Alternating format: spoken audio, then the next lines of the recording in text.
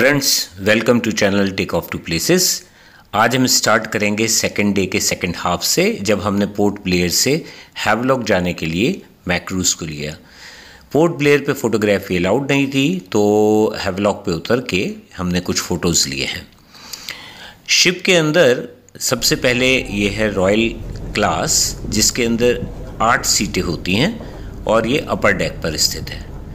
इससे जब हम बाहर निकलते हैं तो इमीडिएटली आपको सामने दिखती है डीलक्स क्लास। डीलक्स क्लास भी अपर डेक पर ही है और कन्वीनियंट वे ऑफ ट्रैवलिंग। इसके बाद अगर हम सीढ़ियों से नीचे जाते हैं तो लोअर डेक पे ये हमें मिलती है प्रीमियम क्लास, और यहीं पर कैफ़े पॉइंट भी है, जहाँ से आप स्नैक्स और कोल्ड ड्रिंक्स वगैरह परचेज कर सकते हैं। ये सीढ़ियाँ ऊपर की तरफ रॉयल क्लास और डीलक्स क्लास की दी जाती हैं। ये व्यू आप देख रहे हैं royal class. Welcome you on board Makruzz. From Port Blair this one is not permitted on the outer deck for the safety reasons for your convenience. तो दोस्तों, ये है हैवलॉक आइलैंड बीच रिसोर्ट। ये सामने एंट्री है और ये कॉटेजेस बने हुए हैं। सबसे पहले आता है यहाँ पे रेस्टोरेंट।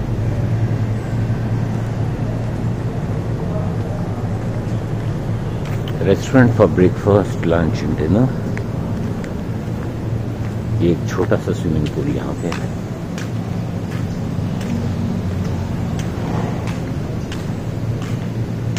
बाकी रूम्स इधर।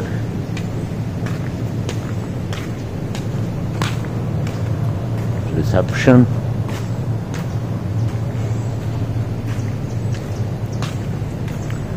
ऑलमोस्ट एक जैसी कॉटेजेस हैं, फर्क है सिर्फ व्यू का। ये गार्डन व्यू है और ये सी व्यू। ये जी हैवलॉक आइलैंड बीच रिसोर्ट पे सी फेसिंग कॉटेज।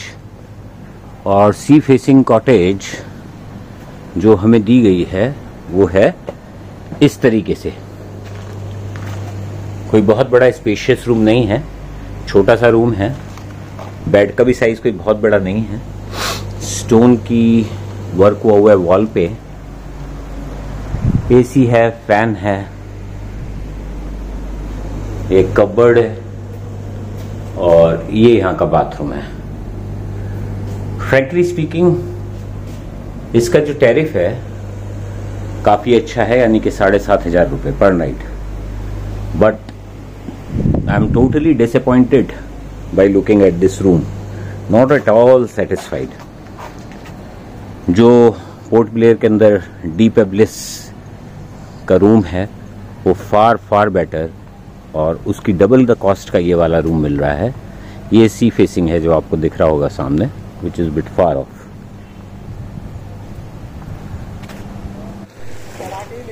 ये सामने कॉटेजेस हैं, सी व्यू, और ये होटल का बीच।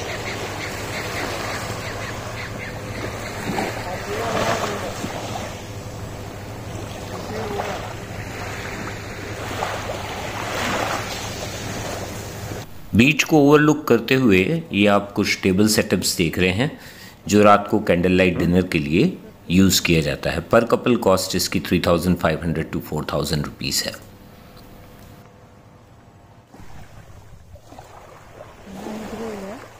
होटल के बीच पे लेफ्ट साइड आप वॉक करते हुए थोड़ा लंबा जा सकते हैं।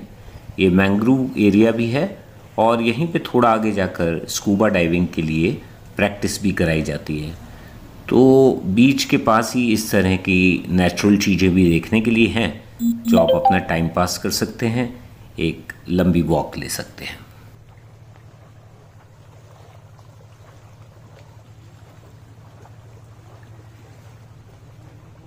रात के समय ये जगह काफ़ी लाइवली हो गई थी, क्योंकि जैसे आपको मैंने थोड़ी देर पहले टेबल सेटअप दिखाया था, रात को नज़ारा बिल्कुल डिफरेंट था। काफ़ी अच्छी अच्छी लाइटिंग थी और काफ़ी कपल्स थे जो डिनर के लिए आए हुए थे। तो ये थोड़े से सीन आपके लिए रात के टाइम के कि कैसा लगता है बीच रिसोर्ट लाइट्स में।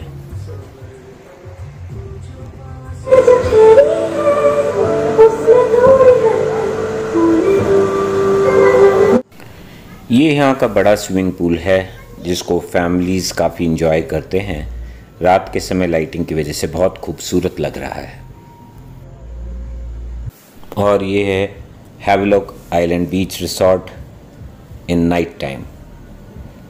It was looking good. तो दोस्तों ये है हैवलॉक आइलैंड का काला पत्थर बीच।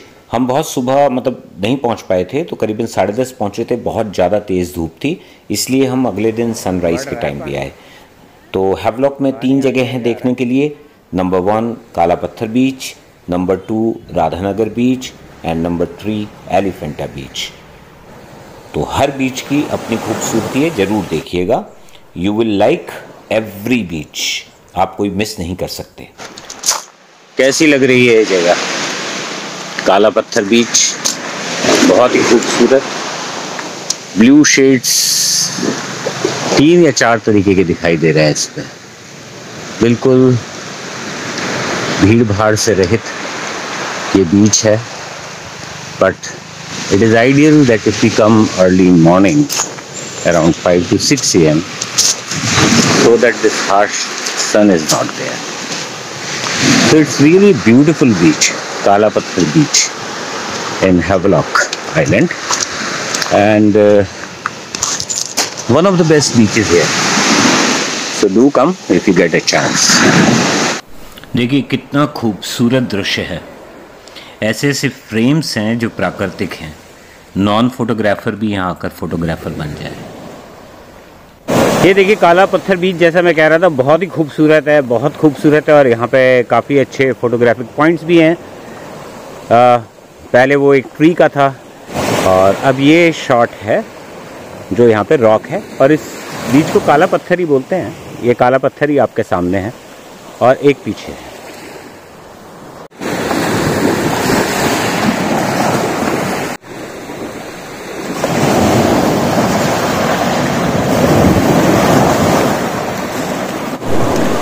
ये देखिए पानी की क्लैरिटी, खूबसूरती इस बीच की। ऐसा पानी दूसरी जगह मिलना मुश्किल ही है। और सुबह हमने वैसे तो कार हायर की थी स्कॉर्पियो और पूरे दिन का फिक्स हुआ था, लेकिन ड्राइवर ने जैसे हमारी बातें सुनी कि हमारा क्या क्या इंटरेस्ट है, मैं आपको एक्टिवा दिला देता हूँ अगर नहीं मिल रही और आप अपनी इच्छा से टिप होंगी। तो ये हमने सुबह एक्टिवा ले ली थी। तो दोस्तों इस तरह काला पत्थर बीच से लौटते हुए टैक्सी ड्राइवर ने हमें एक्टिवा दिलवा दी और अब हम लोग निकल रहे हैं एलिफेंटा बीच के लिए, क्योंकि हमने सुना था कि यहाँ की ट्रैकिंग बहुत ही खूबसूरत है। तो आइए चलते हैं एलिफेंटा बीच की तरफ। ये हम लोग एलिफेंटा बीच के ट्रैक पे निकले हैं। मेन रोड पे बोर्ड लगा हुआ है जो आपको बता देगा कि ये रास्ता एलिफेंट बीच की तरफ जाता है। यहाँ पे आपको एंट्री करनी पड़ती है। एंट्री करने के बाद अगर आप इच्छुक हैं तो आप गाइड सेवा भी ले सकते हैं। गाइड सेवा का चार्ज ₹500 और बीच 3 बजे तक ओपन रहता है। इस बीच में आप वहाँ से आ सकते हैं। टोटल रास्ता 30 से 35 मिनट का है, जैसा कि सुजान जी बता रहे हैं, और ये डिपेंड करता है आपकी चलने की रफ्तार पे। साथ गाइड को लेना इसलिए ज़रूरी है क्योंकि ये फॉरेस्ट से निकलता है, बीच बीच में कई जगह रास्ते कटते हैं, तो आप कंफ्यूज हो सकते हैं। एलिफेंट बीच जाते हुए रास्ता, छोटा सा प्यारा सा लकड़ी का पुल और फिर वही जंगल। यहाँ सुपारी के पेड़ हैं, नारियल के पेड़ हैं और बीच बीच के अंदर यहाँ के लोकल्स बैठे हुए हैं जो नींबू पानी, पान, केला, इस तरह की चीज़ें आपको बोलते हैं खरीदने के लिए। तो बीच बीच में अगर आप रुक के जाना चाहें तो बहुत अच्छा है। अलग अलग एक्सपीरियंस लेते हुए जाइए। यहाँ पे शेड बना हुआ है, ये देखिए कितना विशाल गुर्जन करके इसका नाम है। ओ माय गॉड, पहली बार देख रहा हूँ मैं इतना बड़ा पेड़। ये जो पेड़ है सर, ये ज्यादातर प्लाईवुड जो होता है ना, हाँ हाँ हाँ, इसमें ज्यादा काम आता है। अच्छा, बारिश होता था। अच्छा, अभी फिलहाल आपका उधर का तरह सिचुएशन आ गया। सुनामी, सही बात है। सब जगह ग्लोबल वार्मिंग का इफेक्ट। 9 महीने जो बारिश होती थी साल में, वो अब रह गई समेट के 1 या 1.5 महीने 2 महीने की। ये देखिए रिजर्व फॉरेस्ट का एरिया है जिसको मेंटेन किया गया है, और एंटर करने से पहले अगर आपके साथ गाइड हैं तो उनके सामान चेक किया जाता है कि मेडिकल किट लेके चल रहे हैं कि नहीं, एक्सेट्रा। कुछ ऑफिसर्स बैठे रहते हैं बाहर।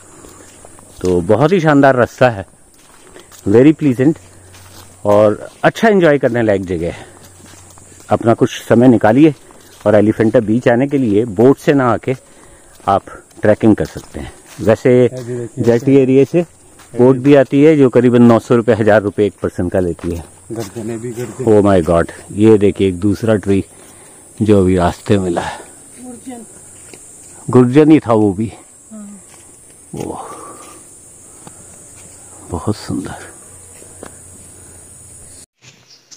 तो आप देख रहे हैं कैसे तेल निकल चुका है हम लोगों का। गर्मी बहुत है, धूप बहुत तेज है। पहले मौसम जब ट्रैक स्टार्ट किया था तब मौसम बहुत अच्छा था, लेकिन उसके बाद धूप बढ़ती जा रही है। हम भी चलते जा रहे हैं, कहीं छाया कहीं धूप। ये देखिए अच्छा, ये टोंग पियन नाम है इसका, और ये कहा जाता है कि जो जंगली कटहल है उसका पेड़ है। बड़ा होता है, उससे बड़ा नहीं। और ये अभी आपको सुजान जी दिखाएंगे। हाँ सुजान जी दिखाइए जरा। ये ऐसा होता है, ज्यादा बड़ा नहीं होता है, छोटा ही रहता है और खट्टा मीठा होता है। हाँ सर, खट्टा मीठा थोड़ा जंगली सेंट रहते हैं। जंगली सेंट रहता है। तो ये लोग जो यहाँ के लोकल निवासी हैं ये इसको खाते हैं। एलिफेंटा बीच के पास, और ये जो आप एरिया देख रहे हैं, हाई टाइड के दौरान यहाँ तक पानी आ जाता है। हाई टाइड नहीं, सुनामी में। सुनामी इफेक्ट है ना, वो जो पेड़ वेड़ गिरा दिए। ये जो सामने आप देख रहे हैं पेड़ गायब हैं, नीचे नीचे के हिस्से रह गए हैं। ये जिस समय सुनामी आई थी ये उसके इफेक्ट्स हैं। और ये इलाका बहुत ही सुंदर है। ये देखिए कि अभी बीच अभी आगे है, लेकिन पानी कितना आगे तक पीछे आता है ये देखने वाली बात है। बहुत सुंदर। उल्टे चलने की जगह फोटोग्राफी के शौकीन सीधे भी आ सकते हैं उल्टे में गिरने का डर है। ये देखिए बहुत सुंदर रास्ता है, बहुत सुंदर। इतने अच्छे अच्छे पेड़ मिले हैं रास्ते में, क्या बताएं। मतलब फ्रेंकली जैसे उनसे प्यार हो जाए। इतने विशाल वृक्ष मैंने तो नहीं देखे कभी, और कई तरह के अलग अलग वैरायटी के हैं, और इतने ह्यूज हैं, इतने वाइड हैं। एक पेड़ उसमें ऐसा था जिससे आप फर्नीचर बनाते हैं और आपको उस पर कोई पॉलिश करने की जरूरत नहीं होती, उसका नेचुरल कलर ही अंदर से निकलता है। तो इस तरह की चीजें देखते हुए आ रहे हैं। ये सब देखिए बीच पहुंचने से पहले का सीन, और सुनामी के समय की तबाही, और जो भी मैक्सिमम रूट्स जो निकली हुई हैं जगह जगह। तो बहुत अच्छा इलाका है, सुनते ही थे। लेकिन वाकई में हैवलॉक बीच ट्रैकिंग करके आना मेरे ख्याल से एक बहुत अच्छी ऑप्शन है। आपको थोड़ा सा फिजिकल एक्टिविटी में भी इन्वॉल्व करेगी, और आप नेचर के भी करीब, प्रकृति के भी करीब आते हैं, और बहुत कुछ सीखते हैं, जान पाते हैं।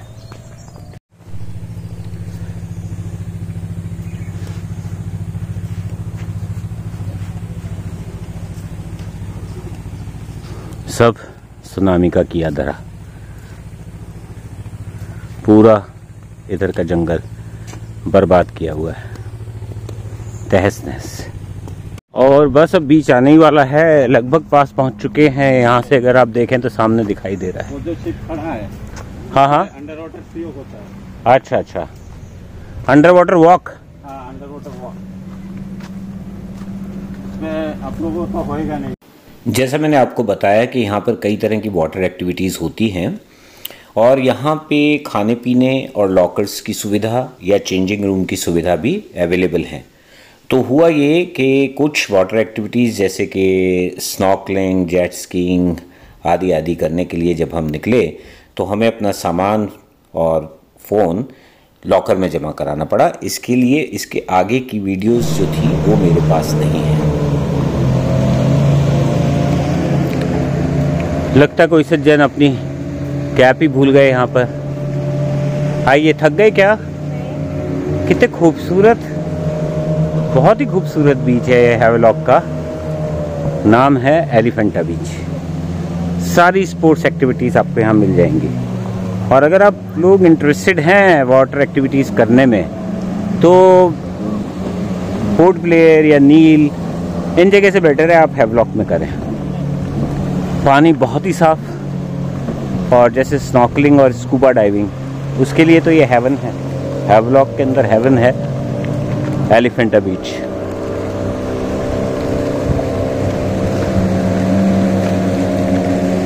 बहुत सुंदर लगा।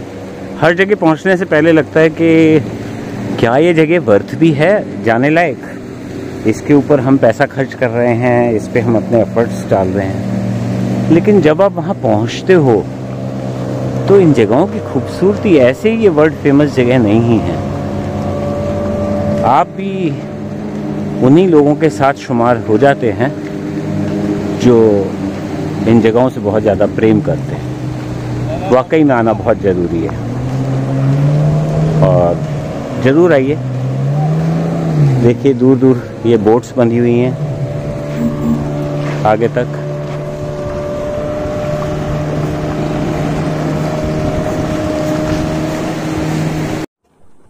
और तुम्हारा वाला okay. Hello, so we are on the way to Radhanagar beach after doing trekking of Elephanta beach which was fantastic और जिसके बारे में बताया था। राधानगर बीच का रास्ता बहुत ही खूबसूरत था, जिसको कहते हैं कि हमने हर मीटर एंजॉय किया। ये हम आ गए हैं राधानगर बीच, जो कि कहा जाता है एशिया का नंबर 2 बीच।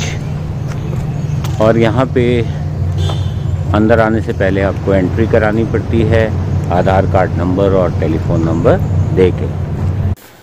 जैसा कि मैंने आपसे कहा था पीछे भी कि आप ये नहीं डिसाइड कर सकते कि इस बीच पर मैं जाऊँगा, इस पे नहीं जाऊँगा, क्योंकि हर बीच एक दूसरे से बहुत ज़्यादा डिफरेंट है। आप राधानगर बीच को ही ले लें, इतना सुंदर, इतना विशाल, जितने के बाकी नहीं थे, और यहाँ पर क्राउड भी काफ़ी था। और आज हम पहुँचे थे और इसके 1-2 दिन बाद ही हमारे प्रेसिडेंट साहब यहाँ पर आने वाले थे। बहुत तैयारियां चल रही थी उनके स्वागत के लिए, और यहाँ पर नेवी की एक्सरसाइज भी थी। यहीं पे हमने कुछ समय बिताया और शाम के समय, सनसेट के समय अपनी कुछ फ़ोटोग्राफ्स भी खिंचवाई। मैं तो आपसे ज़रूर कहूँगा कि जब भी आपको मौका मिले राधानगर बीच ज़रूर जाइएगा। इतनी खूबसूरत जगह हैं, कम ही देखने को मिलती हैं, और सारे बीचेस यहाँ पर वाइट सैंड के हैं। इसके बाद हम लोगों ने डिसाइड किया कि थोड़ा समय यहाँ व्यतीत करते हैं, और उसके बाद क्योंकि आज हमारा काफ़ी समय हो चुका था, यहाँ पे हमने सनसेट देखा था, तो इसके बाद हम सीधे फिर होटल के लिए निकल पड़े। और अपने होटल से नेक्स्ट डे उठकर, जैसे हमने प्रॉमिस किया था अपने आप से कि हम सनराइज़ देखेंगे काला पत्थर बीच पे, और इसीलिए हम सुबह सुबह पहुँच गए यहाँ पर। और आज इसका दृश्य कुछ और ही था, क्योंकि बहुत सूदिंग था, शांत था, तो बहुत अच्छा लगा यहाँ पर। और काफ़ी लंबा समय व्यतीत किया, क्योंकि पहुँचने के काफ़ी देर बाद सनराइज़ हुआ था। अगर आप यहाँ बहुत जल्दी आ जाते हैं, जैसा कि नेचुरली सनराइज़ देखना है, तो आप आएंगे, तो हो सकता है कि आपको यहाँ पर आकर कुछ भूख लगे या स्नैक्स की ज़रूरत पड़े। तो यहीं पर सामने ही काफ़ी शॉप्स हैं जहाँ पर ब्रेकफास्ट, कॉफ़ी, चाय वगैरह या नारियल पानी भी मिल जाता है। तो आराम से आप यहाँ पे काफ़ी समय बिता सकते हैं सूर्य उदय का दर्शन करते हुए। क्षण प्रतिक्षण सूर्य अपनी लालिमा को चेंज करता रहता है, और धीरे धीरे धीरे जब बादलों से ऊपर आता है तो उसके बाद ही इसकी प्रचंडता आनी शुरू हो जाती है। यहाँ पर काफ़ी संख्या में फ़ोटोग्राफर्स आए हुए थे, जिन्होंने अपने कैमरे टाइम लैप्स कहते हैं उसको, उसके लिए लगा रखे थे। खैर मैं तो इतना परफेक्ट नहीं हूँ इन चीज़ों में, तो मैंने आपको ये एडिटिंग करके ही अपने सारे शॉट्स दिखा रहा हूँ। सुबह के समय समुद्र के किनारे का माहौल इतना अच्छा, ठंडी हवा इतनी प्यारी चलती है कि वाकई लगता है कि भाई यहाँ आएँ और शायद यहीं के होके रह जाएं, क्योंकि यहाँ से लौटना बहुत बुरा लगता है। इस उम्र में भी बचपन निकल के आता है सामने और हर क्षण एंजॉय करने की कोशिश करता है। तो ये थोड़ा सा वीडियो क्लिप लंबा इसीलिए बना है क्योंकि सनराइज़ को हमने बहुत ज़्यादा एंजॉय किया और उसी उम्मीद से आपको भी दिखाया है। तो ये है वो मार्केट जो काला पत्थर बीच के बाहर है। यहाँ पर शॉपिंग करने के लिए भी कुछ शॉप्स हैं और ब्रेकफास्ट पॉइंट्स भी हैं। तो यहाँ पर मतलब काफ़ी लंबा समय व्यतीत करने के बाद या यहीं से आप टेक अवे भी ले जा सकते हैं। तो एंजॉय कीजिए जब भी आप यहाँ पे आते हैं। तो अभी हम लोग निकले हैं काला पत्थर बीच से सनराइज़ देख के। बहुत अच्छा सीन था। हम लोग ऑलमोस्ट अंधेरे में आ गए थे यहाँ पे 5 बजे, 5:15 बजे। और आज थोड़ा सनराइज़ लेट था, कल थोड़ा जल्दी निकला था, बट बहुत सुंदर सीन था। बादलों के बीच में से आता हुआ समुद्र की लहरों में उसकी छवि पड़ती थी। तो अब हम लौट रहे हैं वापस होटल की तरफ। तो इस तरह लौटते हुए फिर एक बार दोबारा रास्ता एंजॉय करते हुए, सारे ही रास्ते यहाँ के बहुत खूबसूरत हैं, हम पहुँच गए अपने होटल, जहाँ हमने तैयार होकर ब्रेकफास्ट किया और उसके बाद समय आ गया था चेकआउट का। एक्टिवा वाले को भी वहीं बुला लिया था, उसको स्कूटर रिटर्न किया और हम पहुंच गए जेटी अपनी नील की क्रूज़ पकड़ने के लिए, जो आज 10 बजे हैवलॉक से चल के लगभग 11 साढ़े 11 बजे नील पहुंचनी थी। तो मिलते हैं आपको अगले पार्ट में नील आइलैंड में, और वहाँ के बीचेस और कुछ दृश्य दिखाएंगे। उम्मीद करता हूँ आपको ये वीडियो पसंद आई होगी। अगर आपको पसंद आती है तो कृपया कमेंट करके ज़रूर बताएं। आपके कमेंट का हमें बेसब्री से इंतज़ार रहता है। Thank you very much for viewing this video.